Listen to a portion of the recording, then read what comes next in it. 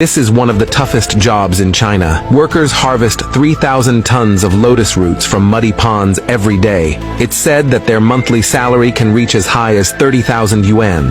When lotus roots are ready for harvest, workers enter ponds filled with thick mud to pick them by hand. Since lotus roots usually mature in the fall and winter, especially as the weather cools, they have a higher starch content. Workers must endure freezing water, using their hands or special tools to locate the lotus roots. Lotus roots grow deep in thick mud, and harvesting them requires continuous digging effort. The sticky mud makes the work extremely strenuous. The outer skin of the lotus root is very thin, so if too much force is used or if tools are too rough, the roots can break easily, affecting their appearance and market value. Fully buried in the mud, harvesters rely on their sense of touch and experience to determine the position and length of the roots. This requires a high level of skill. Once the lotus roots are harvested, they need only a simple cleaning. The next step is grinding the roots into a paste. During grinding, a small amount of water can be added to help release the starch more effectively. The paste is poured into a fine filter or cheesecloth,